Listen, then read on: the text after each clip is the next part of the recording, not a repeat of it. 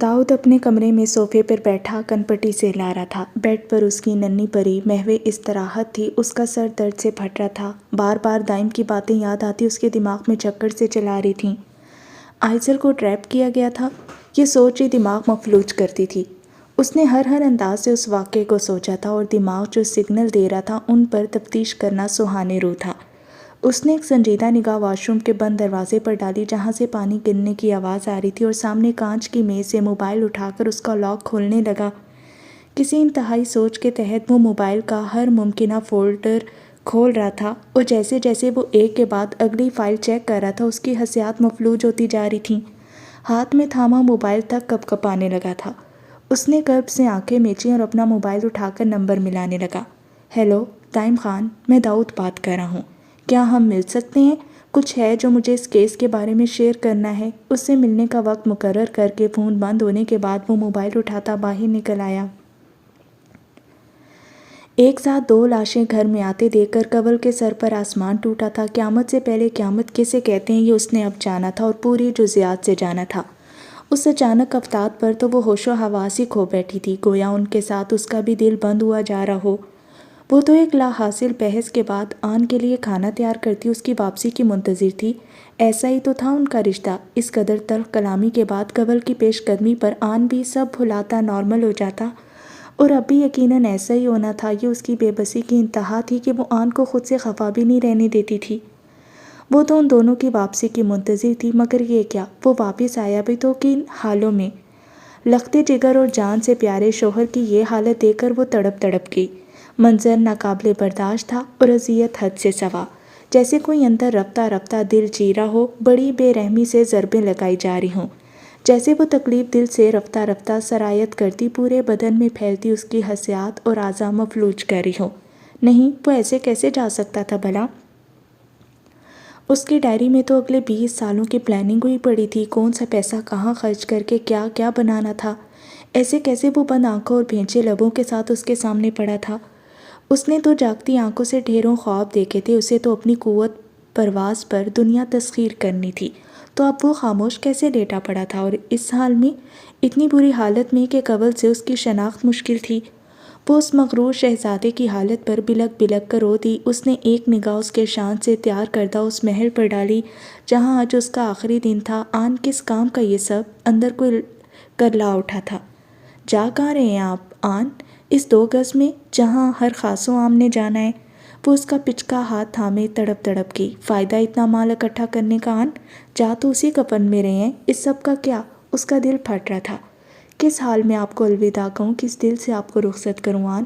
کس کے پاس جا کر آپ کے لیے معافی طلب کروں کہ آپ کا اگلا سفر آسان رہے؟ میں مر رہی ہوں آن، ختم ہو رہی ہوں۔ آپ کو اچھے سے الوداع کرتی تو دل کو پھر بھی سکون رہتا۔ اب کیا کروں میں؟ وہ دوہری ہوتی چیخی۔ کس کی بددعاؤں کے کنکر آپ کی راہوں سے ہٹاؤں آن؟ میں کیا کروں آن؟ یہ کیا کیا آپ نے؟ کیوں نہیں سمجھی میری بات؟ دیکھیں یہ زندگی کتنی بے اعتباری چیز ہے، کون سی سانس آپ کی آخری سانس ہے یہاں کون جانے؟ کیوں وقت رہتے توبہ نہیں کی آن؟ کیوں نہیں سمجھے آپ؟ دیکھیں موت نے لمحے کی مہلت بھی نہ دی۔ وہ اس کی چارپائی سے سر ٹکائے ہچکیوں سے رو رہی تھی۔ آن جانے سے پہلے ہی توبہ کر لیتے، اپنے رب سے معافی تو مانگ لیتے۔ میں کیا کروں آن؟ کیسے اپنے دل کو سکون دوں؟ کیوں وقت رہتے راہ راست پر نہیں آئے آپ؟ کتنے بے حس ہیں آپ، جاتے جاتے میرا آخری سہارا بھی چھین لیا۔ لے گئے میرے بیٹے کو بھی ساتھ، جس کے لیے یہ سب اکٹھا کر رہے تھے، جس کا فیوچر سیکیور کرنا چاہتے تھے آپ۔ چیخ کر اس کی رگیں پھولنے لگی تھیں۔ مانا کہ آپ کو اپنے بیٹے سے محبت ہی بے تحاشا محبت، اتنی کہ آپ نے اس کی ماں کی بھی پرواہ نہیں کی۔ میرا بچہ تو دے جاتے۔ سسک کر وہ ہوش و حواس سے بیگانہ ہوتی وہیں جھول گئی۔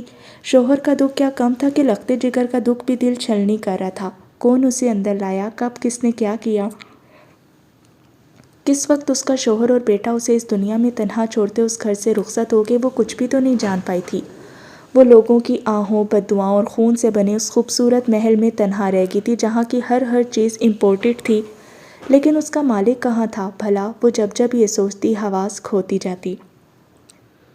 فون داؤد کا تھا، اور داؤد کا فون سنتے ہی وہ بنا وہاں مزید رکے ضامن سے رابطہ استوار کر کے شہر کے لیے نکل گیا تھا۔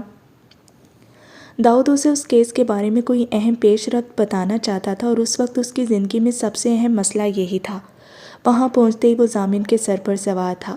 یار ابھی پہنچے ہو، تھوڑا ریسٹ تو کر لو، وہ اس کی حالت دیکھ کر پریشانی سے گویا ہوا۔ ایک مرتبہ یہ کیس حل ہو جائے پھر ریسٹ ہی ریسٹ ہوگی، لیکن ابھی کے لیے سب سے اہم یہی ہے۔ فوراً داؤد سے رابطہ استوار کر کے ملنے کی جگہ مقرر ہوئی۔ داؤد نے اسے اپنے آفس میں ہی بلایا تھا۔ بنا مزید دیر کیے وہ کچھ ہی دیر میں اس کے آفس میں موجود تھا۔ داؤد ریوالونگ چیئر پر بیٹھا تھا جبکہ وہ دونوں ان کے سامنے میز کے اس پار براجمان تھے۔ دائم داؤد کو دیکھ کر ٹھٹکا، جس کی آنکھیں رت جگہ کی غمازی تھیں۔ میں تم سے شرمندہ ہوں داؤد، اور اس سے بھی زیادہ آئزل سے، یا شاید سب سے زیادہ اپنے آپ سے ہی، وہ کرب سے ماتھا مسلتا گویا ہوا۔ ضامن اور دائم نے نہ سمجھی سے ایک دوسرے کی جانب دیکھا۔ وہ میری ذمہ داری تھی، اور عفیفہ مجھے آخری دم تک یہی کہتی رہی کہ میری بہن کا خیال رکھنا، وہ بہت معصوم ہے جسے دنیا داری نہیں آتی۔ تب اس کی باتیں اتنی گہرائی سے سمجھ نہیں آئی تھیں، اب آ رہی ہیں۔ میرے گھر میں میری ہی ناک کے نیچے اتنا گھناؤنا کھیل کھیلا جاتا رہا اور مجھے کچھ خبر ہی نہ ہو سکی، اور کیا اب تم اصل مجرم تک پہنچ چکے ہو؟ داؤد کی تفصیل دائم کا تنفس پھلا رہی تھی۔ مزید لمبی تفصیل کے بعد اصل بات سننے تک کا صبر نہ کرتے وہ بے صبری سے مین پوائنٹ پر آیا۔ اس کے ہر انداز میں بے چینی تھی کہ داؤد نہ جانے اگلا انکشاف کیا کرے۔ داؤد خاموشی سے چند پل اسے دیکھتا رہا، پھر ایک فائل اور موبائل فون اس کی جانب بڑھاتا گویا ہوا۔ اس میں میرے وائی فائی کا پچھلے 4-5 ماہ کا ریکارڈ ہے، اور اس کے ساتھ کچھ ثبوت۔ دائم نے بے صبری سے موبائل تھاما جبکہ ضامن الجھتا ہوا فائل پر جھک چکا تھا۔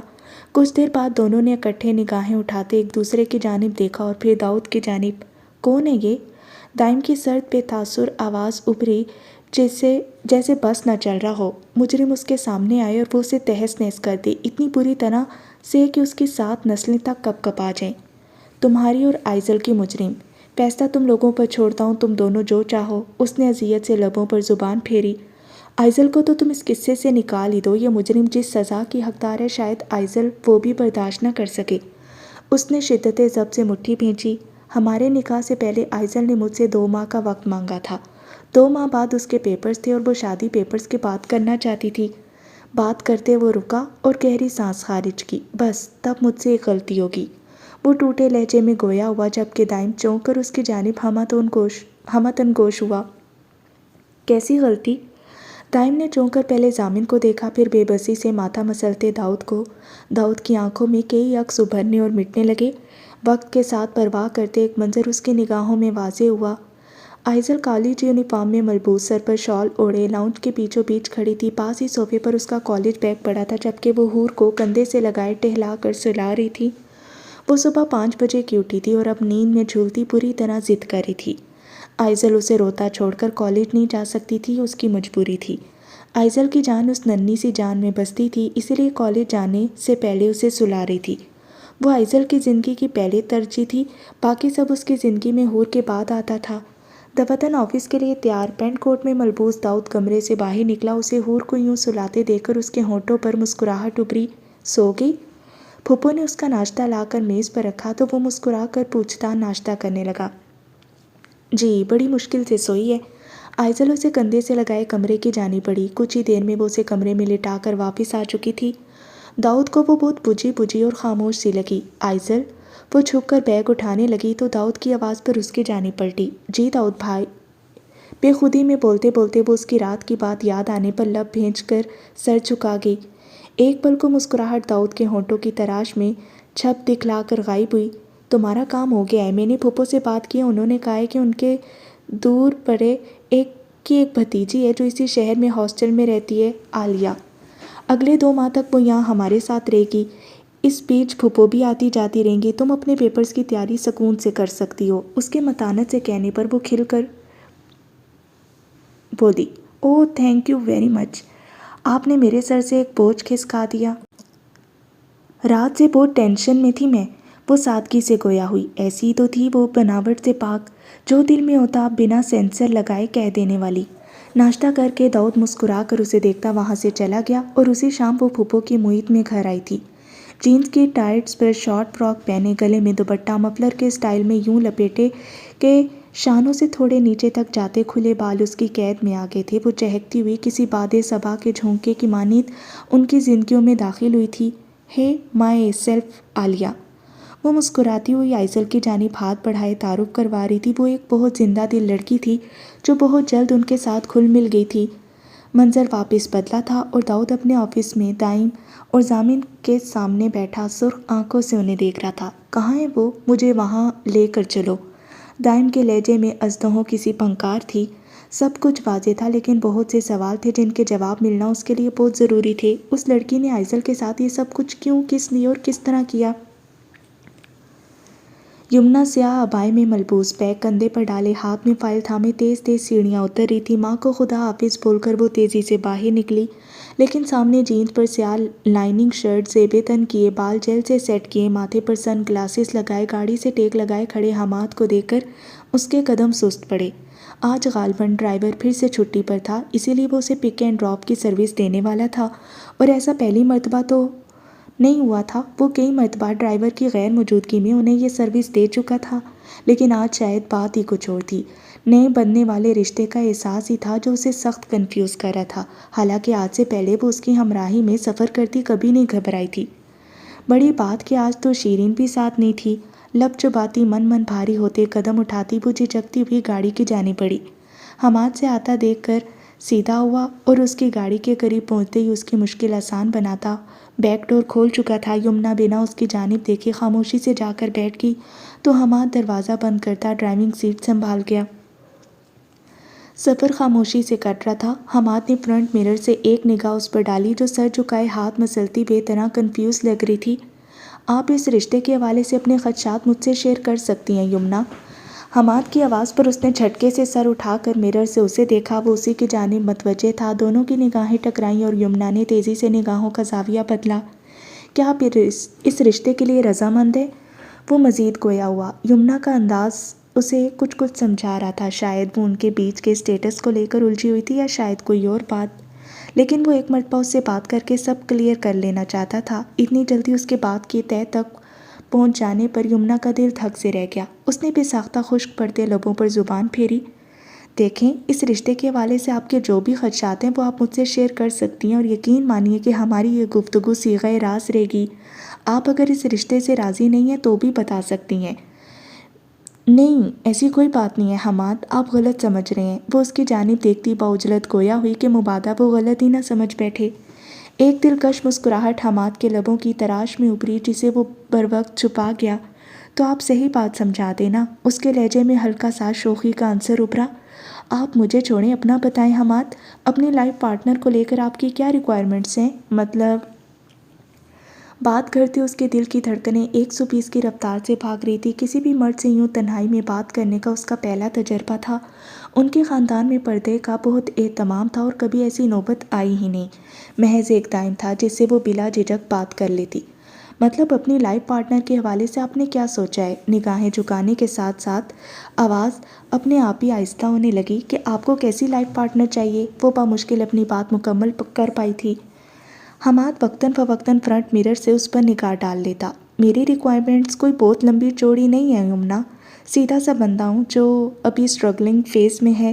ابھی میرے کیریئر کا آغاز ہے اور بہت سفر باقی ہے۔ مجھے اپنے لیے صرف ایک مخلص، باوفا اور با کردار بیوی چاہیے جس کی وفائیں مجھ سے مشروط ہوں اور جس کے دل میں محض اس کا شوہر ہو۔ وہ سنجیدگی سے ونڈ اسکرین پر نگاہیں مرکوز کیے یکسوئی سے ڈرائیونگ کرتا گویا ہوا۔ پیچھے بیٹھی یمنا کا دل گویا دھڑکنا بھولنے لگا۔ وہ اپنی کیفیت سے بوکھلا اٹھی۔ دل میں چور تھا تو کیفیت بھی عجیب ہونے لگی تھی۔ کیا وہ کبھی اپنی پہلی محبت کو بھلا پائے گی؟ اس نے بے ساختہ تھوک نکلا۔ ماتھے پر پسینے کی ننھی ننھی بوندیں ابھرنے لگی تھیں، پر سچ شکر کے چہرے پر موجود نقاب اس کا بھرم رکھ رہا تھا۔ اس کا دل پھوٹ پھوٹ کر رونے کو چاہا۔ کس مصیبت میں جان پھنس گئی تھی؟ حماد، آپ نے کہا کہ ہماری یہ گفتگو صیغہ راز میں رہے گی، تو کیا میں آپ سے کچھ کہوں اس امید پر کہ… وہ ہاتھ بے طرح مسلتی شش و پنج میں مبتلا کہنے لگی جب وہ بے ساختہ اس کی بات کاٹ گیا۔ آپ بے فکر ہو کر کہیں جو کہنا چاہتی ہیں یمنا، اور اطمینان رکھیں کہ میں اپنی زبان کا پکا ہوں۔ یہ گفتگو ہم دونوں کے درمیان صیغہ راز رہے گی۔ آپ اپنے تحفظات مجھ سے شیئر کر سکتی ہیں۔ وہ ہنوز سنجیدہ تھا۔ میں دائم کی شادی پر انگیجمنٹ کے بجائے نکاح کرنا چاہتی ہوں، کیا یہ ممکن ہے؟ وہ سر جھکائے بدقت بول پائی، جبکہ اس کوشش میں ہونٹ کپ کپا کر رہ گئے، جبکہ آنکھیں تیزی سے نم ہونے لگیں۔ کیا اب کی بار شوق لگنے کی باری حماد کی تھی۔ وہ ٹھیک ٹھاک پریشان ہو گیا تھا۔ بدقت اس نے گہری سانس خارج کرتے خود کو کمپوز کرنا چاہا۔ کہاں وہ ابھی کسی رشتے کے حق میں ہی نہیں تھا اور کہاں ابھی نکاح۔ وہ بے چین ہوا۔ لیکن دائم بھیا نے تو بولا تھا کہ آپ اپنی ڈگری مکمل ہونے تک شادی نہیں کرنا چاہتی۔ لبوں پر زبان پھیرتا وہ بدقت گویا ہوا۔ وہ اس قول و فعل کے تضاد پر حیران تھا۔ یمنا نے نم آنکھیں اٹھا کر اسے دیکھا۔ نکاح کا کہہ رہی ہوں حماد، رخصتی کا نہیں۔ وہ جیسے بہت مشکل میں تھی۔ حماد چونکا۔ میں نے سنا ہے حماد کہ نکاح کے 2 بولوں میں اتنی طاقت ہوتی ہے کہ اس کے بعد محبت ان 2 دلوں پر الہام کی صورت نازل ہونے لگتی ہے، اور میں اپنی مکمل دلی عماد کی مکمل وفاؤں اور محبت کے ساتھ آپ کی زندگی میں شامل ہونا چاہتی ہوں۔ اسی لیے میں یہ نکاح پہلے چاہتی ہوں پلیز۔ بھیگا لہجہ پہلے سے کچھ مستحکم تھا۔ جب زندگی میں آگے بڑھنا ہی تھا تو پھر کوشش بھی تو کرنی تھی، اور پھر اللہ بھی تو کوشش کرنے والوں کے ساتھ ہی ہے نا۔ اور اس خواہش کا اظہار میں نے کیا ہے، پلیز یہ آپ بے فکر ہو جائیں یمنا، کسی کو ہماری اس گفتگو کی خبر نہیں ہوگی۔ وہ اس کی مشکل آسان بناتا بات کاٹ کر گویا ہوا۔ یمنا نے تشکر سے اسے دیکھا اور سر سیٹ کی پشت سے ٹکا کر آنکھیں موند گئی۔ آج آن اور حسن کو اس دنیا سے گئے 3را دن تھا، لیکن کنول کو یہ 3 دن 3 صدیوں کے مترادف لگے۔ ایک ایک لمحہ بھاری تھا، ایک ایک سانس تک بوجھل تھی۔ اس کی عیادت کو کون آیا، کس نے کیا کہا، کیا کیا، وہ کچھ بھی تو نہیں جانتی تھی۔ اس کی تو دنیا اندھیر ہو گئی تھی۔ وہ جیسے حواسوں میں نہیں رہی تھی۔ دل ہنوز قبول کرنے سے انکاری تھا کہ وہ ستم گر اب نہیں رہا، کہ اس کا ہنستا بستا گھر ایک پل میں اجڑ گیا۔ ہاں وہ چاہتی تھی کہ آن راہ راست پر آ جائے۔ وہ یہ سب شان و شوکت نہیں چاہتی تھی، مگر اس انداز میں اس نے تو تصور بھی نہیں کیا تھا۔ آن کے جنازے کے بعد پولیس اہلکار اس کے پاس آئے تھے۔ اسے تو پے در پہ صدمے مل رہے تھے، گویا سوگ منانا بھی ڈھنگ سے نصیب نہیں ہو رہا تھا۔ پولیس نے اس سے انویسٹیگیشن شروع کی تو وہ ٹھہری سدا سے سادہ لو انسان، جس کے پاس نہ بناوٹ تھی نہ بات بنانے کا ہنر۔ جھوٹ تو زبان کی نوک پر آتے آتے زبان مفلوج کر دیتا۔ وہ بنا سینسر لگائے، بنا کچھ بھی چھپائے، ان اہلکاروں سے جن میں سر فہرست انسپکٹر ضامن تھا سب شیئر کرتی چلی گئی۔ اس نے ضامن کی اس کیس میں بہت مدد کی۔ انسپکٹر ضامن، آپ کو خدا کا واسطہ ہے میری مدد کریں۔ جو کام میں آن کے جیتے جی نہ کر سکی وہ اب ان کے جانے کے بعد کرنا چاہتی ہوں۔ خدا را اس کام میں میری مدد کریں کہ میرے تڑپتے بلکتے دل کو سکون آ جائے کہ میں نے اپنی محبت کا کچھ حق ادا کیا۔ اس کے اس دنیا سے جانے کے بعد اس کی اگلی راہوں سے کچھ کانٹے چن سکوں۔ اور انسپکٹر ضامن جو غور سے اس کی بات سن رہا تھا چونکا۔ اس چھوٹی سی لڑکی کی باتوں نے اسے متاثر کیا تھا، جو اپنا سب کچھ لٹا کر ٹوٹی بکھری حالت میں بھی کمال حوصلے کا مظاہرہ کر رہی تھی۔ پھر اس نے ضامن کے ساتھ بھرپور تعاون کرتے اسے آن کے سبھی بینک اکاؤنٹس کی ڈیٹیل دینے کے ساتھ، مختلف جگہوں پر اس کی پراپرٹیز بتانے کے ساتھ اس کی کمپیوٹر لیب سے گزشتہ سارا ریکارڈ دیا تھا، ان لوگوں کا جو پچھلے کئی سالوں میں آن کے اسکیم کا شکار ہوئے تھے۔ موٹی موٹی سی ڈائریوں میں ہر متاثرہ شخص کا نمبر اور اسکیم کی رقم لکھی گئی تھی۔ کنول نے کسی بھی چیز پر حق جتانے سے انکار کرتے سب ان کے لواحقین تک پہنچانے کی التجا کی۔ انسپکٹر ضامن، میں یہ کام اکیلی نہیں کر سکتی اور شاید سب کی رقم واپس کرنا تو ناممکن ہے، لیکن ایک اچھی نیت سے یہ کام کرنا ضرور چاہتی ہوں کیونکہ اللہ نیتوں کے حال جانتا ہے۔ پلیز آپ لواحقین کو ان کی اسکیم ہوئی رقمیں لوٹائیں تو ان سے میری طرف سے میرے شوہر کے لیے معافی ضرور طلب کریں۔ جانتی ہوں کہ آن نے ان سب کے ساتھ بہت غلط کیا، لیکن اللہ حقوق اللہ معاف کر دیتے، حقوق العباد نہیں۔ تو اگر وہ سب آن کو معاف کر دیں گے تو اللہ بھی معاف کر دے گا۔ سب تو نہیں، لیکن جتنے لوگوں تک آپ پہنچ سکیں۔ وہ بے بسی سے ٹوٹے لہجے میں بول رہی تھی۔ یہ کر کے مجھے سکون مل جائے گا انسپکٹر کہ میں نے اپنی محبت کا حق ادا کر دیا۔ بساط بھر آن کے راستے سے کنکر چننے کی کوشش کی۔ ضامن کو جی بھر کر اس لڑکی پر ترس آیا۔ کیسی پرشدت محبت تھی اس کی اپنے اسکیمر شوہر کے ساتھ۔ آن کا سارا کچا چٹھا پوری کالونی کے سامنے تھا۔ وہاں اس کو لے کر طرح طرح کی باتیں ہو رہی تھی۔ جتنے منہ اتنی باتیں۔ کنول نے ہر جانب سے کان بند کر لیے۔ ساری حقیقت کے منظر عام پر آنے کے بعد حکومت آن کی پراپرٹی ضبط کر رہی تھی، لیکن کنول کا ایک ہی موقف تھا، وہ ریکارڈ دے رہی ہے، سب کچھ لواحقین تک واپس پہنچایا جائے، جس میں ضامن اس کی بھرپور مدد کر رہا تھا۔ اس کا تعاون دیکھ کر بنا زبردستی کیے اسے 1 ہفتے میں یہ گھر بھی خالی کرنے کا نوٹس دے دیا گیا تھا، کیونکہ اس کا یہ بنگلہ بھی ضبط کر لیا گیا تھا۔ وہ بنگلے کے لان میں کھڑی خالی خالی نگاہوں سے آسمان کی جانب دیکھ رہی تھی کیا کروں آن، آپ کے بنا جینا تو سیکھا ہی نہیں، دیکھیں اپنے ظلم کی انتہا، نہ اکیلے سروائیو کرنا سکھایا اور نہ ہی مجھ پر ترس کھایا، بھری دنیا میں اکیلا چھوڑ کے۔ کیا کروں آن، دنیا تو آپ کی نگاہوں سے دیکھی تھی، اب تو خود کو اندھا تصور کرتی ہوں، نہ کچھ دکھائی دیتا ہے اور نہ سجائی دیتا ہے۔ میرا تو بیٹا بھی لے گئے، ذرا سا تو رحم دکھایا ہوتا۔ حسن، میں آپ کی جان تھی تو میرا بھی تو جگر گوشہ تھا وہ۔ اب کیا کروں، کہاں جاؤں، کس کے ساتھ زندگی کاٹوں، کے سہارے کے بنا تو چلنا آتا ہی نہیں۔ اب کوشش کروں گی بھی نہ تو لڑکھڑاؤں گی نہیں، بلکہ اوندے منہ گر جاؤں گی، اور ستم کے تھامنے کو کوئی ہاتھ بھی آگے نہیں آئیں گے۔ وہ بے بسی سے بہتی آنکھوں سمیت خود کلامی کر رہی تھی، دماغ مفلوج تھا۔ اس گھر سے نکلتی تو بے رحم دنیا میں کہاں جاتی جہاں بھیڑیے جگہ جگہ گھات لگائے بیٹھے تھے۔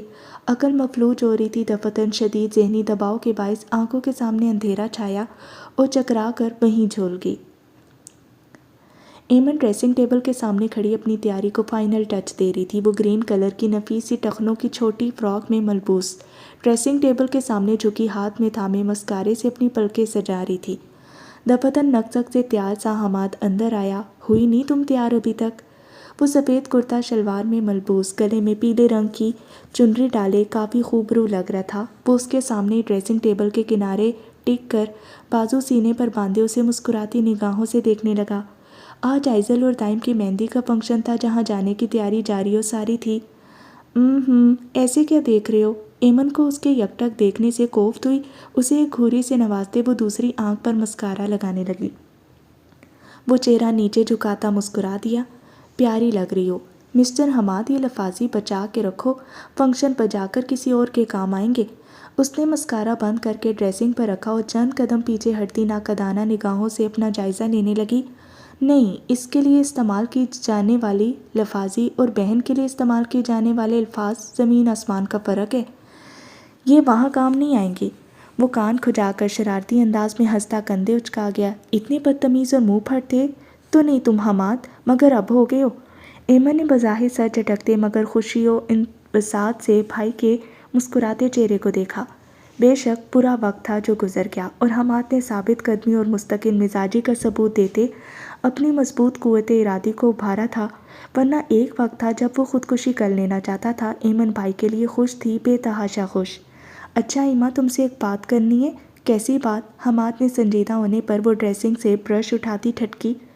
دراصل تمہارے لیے ایک پرپوزل آیا ہے، تو میں تم سے اس بارے میں بات کرنا چاہتا تھا کہ تمہارا اس حوالے سے کیا خیال ہے؟ وہ ہنوز ایسے ہی سینے پر ہاتھ باندھے ڈریسنگ کے کنارے ٹکا اسے دیکھ رہا تھا۔ بال بناتے ایمن کے ہاتھ سست پڑے۔ بظاہر تو اب سب فکس ہو چکا ہے ایما، قرض بھی ہم تقریباً سارا اتار چکے ہیں۔ وہ یہ ایک چیز مجھے بھی مناسب نہیں لگ رہی کہ تم سے پہلے میں خود شادی کروں، وہ بھی تب جب سبھی حالات سازگار ہیں۔ تم میری ذمہ داری ہو، تو اسی لیے میں سوچ رہا تھا کہ… وہ بات کرتا کرتا رکا جیسے اس کا پوائنٹ آف ویو جاننا چاہ رہا ہو۔ ایمن لب چباتے کسی گہری سوچ میں غرق ہوئی۔ کچھ سمجھ نہیں آ رہا حماد، ابھی اس بارے میں کچھ سوچا نہیں۔ وہ الجھی سی گویا ہوئی۔ تو سوچ لو اچھے سے، جلدی تھوڑی ہے نا کوئی۔ حماد نے کندھے اچکائے۔ چلو واپس آ کر اس بارے میں بات کریں گے۔ وہ ہیئر برش واپس ڈریسنگ ٹیبل پر رکھتی دوپٹہ اچھے سے اوڑھنے لگی۔ حماد بھی سر ہاں میں ہلاتا باہر کی جانب بڑھا۔ جب وہ اس کے پیچھے پیچھے باہر نکلتی کچھ یاد آنے پر گویا ہوئی۔ ویسے پرپوزل آیا کس کا ہے؟ اچانک سے یہ بات دماغ میں آئی تھی، ورنہ پہلے تو وہ لفظ شادی پر ہی اٹک گئی تھی۔ اریب سر کے چھوٹے بھائی ضامن کا، وہ سرسری انداز میں کہتا اس کے سر پر بم پھوڑ چکا تھا۔ اس کے پیچھے پیچھے جاتے ایمن کے قدم وہیں منجمد ہوئے۔ کیا مطلب تم ابھی تک ان سے رابطے میں ہو؟ حماد کے کافی آگے تک چلے جانے کا احساس ہوا تو وہ پیچھے بھاگی۔ ایما ضامن بھائی دائم بھائی کے دوست ہیں، اسی حوالے سے ان سے ملاقات ہوتی رہتی ہے۔ اپنی دھن میں کہتا وہ اب فلیٹ کا بیرونی دروازہ لاک کر رہا تھا، جبکہ ایمن گم سم سی کھڑی نہ جانے کہاں پہنچی ہوئی تھی۔ دماغ کے لیے یہ تبدیلی نہیں تھی، اس لیے قبول کرنے میں شاید وقت درکار تھا۔ خان ولا میں اس وقت خوشیاں کہکے اور گہما گہمی عروج پر تھی۔ حویلی کے لان میں ہی مہندی کا انتظام کیا گیا تھا۔ سب لڑکیاں تیار تھیں، بس کچھ ہی دیر تک آئزل کو باہر لا کر رسم کرنی تھی۔ آئزل مہندی سبز اور پیلے رنگ کے لہنگے کے ساتھ پیلی کرتی اور سبز دوپٹہ زیب تن کیے مہندی کے حوالے سے پھولوں کا زیور پہنے روایتی دلہن بنی تیار سی بیٹھی تھی۔ ہلکے پھلکے سے میک اپ میں ہی وہ قہر ڈھا رہی تھی۔ لمبی گھنی آبشار کی چوٹی بنا کر دائیں کندھے پر ڈالتے اس میں پھول پروئے گئے تھے۔ وہ کوئی نازک سی گڑیا ہی لگ رہی تھی۔ یمنا اور شیرین اس کے پاس ہی کمرے میں موجود تھیں جب ایمن وہاں آ کر ان سے خوش دلی سے ملی۔ آئزل کے ہاتھ پاؤں ٹھنڈے پڑ رہے تھے، دل میں 100 طرح کے وسوسے جنم لے رہے تھے۔ ابھی کچھ دیر پہ ہی تو تیار ہونے سے پہلے اپنے کمرے کی طرف آتے وہ ماں اور بابا کی بحث سن چکی تھی۔ ماں بری طرح بھڑکی ہوئی تھی کیونکہ آج ان کے اکلوتے صاحبزادے کی مہندی تھی اور صاحبزادے کا کہیں اتا پتہ ہی نہیں تھا۔ اس نے ماں کو پہلی دفعہ اس قدر غصے میں دیکھا تھا جبکہ بابا ماں کو تحمل سے اس کے کسی کام میں مصروف ہونے کی وضاحتیں دے رہے تھے۔ آئزل کا دل مگدر ہونے لگا، تب سے ہی اندر دل میں ایک بے چینی چٹکیاں کاٹ رہی تھی۔ وہ اگر نہ آیا تو ایک مرتبہ پھر سے بھرے مجمع میں رسوائی کا احساس ہی اندر ختم کرتا ادموا کیے جا رہا تھا۔ پچھلی دفعہ کی رسوائی یاد آتی تو اسے اپنی روح فنا ہوتی محسوس ہوتی۔ شاید اسے دلہن بننا راز ہی نہیں تھا۔ خوفزدہ ہونا کسے کہتے ہیں یہ کوئی اس وقت آئزل سے پوچھتا جو بس کسی خوفزدہ ہرنی کی مانی دروازے پر نگاہیں ٹکائے اس ستم گھر کی واپسی کی منتظر تھی، اور خدشات محض یہیں تک تو نہیں تھے، واپس آ کر بھی وہ شخص اسے عزت سے نوازتا، یہ تو دیوانے کا خواب ہی تھا۔ شیرین کی شوخیاں آج عروج پر تھی، جس کی ضد پر محض آئزل ہی نہیں بلکہ یمنا بھی تھی، جس کا کل دائم کی شادی کے ساتھ ہی حماد سے نکاح بھی تھا۔ حماد نے یہ سب کیسے کیا تھا وہ نہیں جانتی تھی، مگر وہ کول کا پکا تھا، اس نے کہیں بھی یمنا کا نام نہیں آنے دیا، اور تب سے ہی شیرین نے ان دونوں کی ناک میں دم کر رکھا تھا۔ آئزل تو گھبرا کر چہرہ جھکا جاتی جبکہ یمنا اسے خوب کھوریوں سے نوازتی، مگر وہاں پرواہ کسے تھی بھلا۔ ماں کے بلاوے پر آئزل کو باہر لا کر اسٹیج پر بٹھایا گیا۔ وہ سب وہیں کھڑی تصویریں بنوا رہی تھیں، اور اب تو فوٹوگرافر بھی گھر کا ہی تھا جو ہر موقع کو کیمرے کی نظر میں مقید کر رہا تھا۔ ابھی وہ دلہن کی تصویریں لے کر نان کے ذرا پرسکون گوشے میں کھڑا انہیں چیک کر رہا تھا، جب پاس سے گزرتی یمنا اور شیرین میں سے شیرین کی نظر اس پر پڑی، ساتھ ہی اس کی آنکھوں میں ایک شرارتی چمک ابھری۔ اس نے کنکھیوں سے اپنے ساتھ اندر جاتی یمنا کو دیکھا جو اس کی طرف متوجہ بالکل نہیں تھی۔ وہ دونوں اندر سے پھولوں کا تھال لینے جا رہی تھی جب شیرین نے شرارتی مسکراہٹ لبوں پر سجائے بھی ساختہ اس کا ہاتھ تھام کر اسے روکا۔ جھٹکا کھا کر رکنے پر یمنا حیرت سے شیرین کی جانب پلٹی۔ فوٹوگرافر بھیا، ہماری بھی پکس بنا دینا۔ اس سے پہلے کہ یمنا کچھ سمجھتی وہ اپنی زبان کے جوہر دکھلا کر حماد کو اپنی جانب متوجہ کر چکی تھی۔ آواز پر حماد نے کیمرے سے نگاہیں ہٹا کر شیرین کی جانب دیکھا، لیکن ساتھ کھڑی یمنا پر نظر پڑتے ہی نظر جیسے ٹھٹک سی گئی۔ وہ ڈنر والے دن کے بعد آج دوسری دفعہ اسے بنا نقاب کے دیکھ رہا تھا۔ وہ مہندی کلر کی دیدہ زیب فراک میں میسی جوڑا بنائے ہوئے تھی، چہرے پر ہلکا سا میک اپ کر رکھا تھا جبکہ کانوں میں پھولوں کے آویزیں تھے، آنچل دائیں شانے پر پھیلا رکھا تھا۔ ایک بے ساختہ نکاح کے بعد وہ دوبارہ حماد کو دیکھ نہیں پائی۔ آج وہ روزمرہ کے لباس سے ہٹ کر وائٹ کرتا شلوار میں ملبوس الگ ہی چھپ دکھلا رہا تھا۔ سلکی بال ماتھے پر بکھرے پڑے تھے، اس کا یوں بے خودی سے اپنی جانب تکتا یمنا کو گھبراہٹ میں مبتلا کر رہا تھا۔ شیرین نے شرارت سے کھنکارتے اس کی محبیت کو توڑا۔ وہ چونک کر نظروں کا زاویہ مبذول کر گیا۔ شور، وائی ناٹ، آئیں بناؤں آپ کی پکس؟ وہ خوش دلی سے شیرین کی جانب متوجہ ہوا۔ اوکے، تو تم بنواؤ تصویریں، مجھے کچھ کام ہے۔ یمنا خشک پڑتے لبوں پر زبان پھیرتی بمشکل شیرین کے ہاتھ میں مقید اپنا ہاتھ کھینچتی اندر کو بھاگی۔ کوئی بات نہیں آپی، بھیا آپ کی تصویریں کل نکاح کے بعد بنا لیں گے۔ وہ حماد کے سامنے بھی پیچھے سے ہانک لگانے سے باز نہیں آئی تھی۔ سدھر جاؤ چھوٹی پٹاخہ۔ حماد نے اس کے سر پر چپت رسید کی تو وہ کھلکھلا کر ہنس دی۔ آئیں آپ کی بناؤں پکس؟ ہاں نا، پر دراصل بھابھی کے ساتھ بنوانی ہے، آپ سٹیج پر آ جائیں۔ وہ چہک کر کہتی سٹیج کی طرف بڑھی۔ حماد بھی اس کے پیچھے ہو لیا۔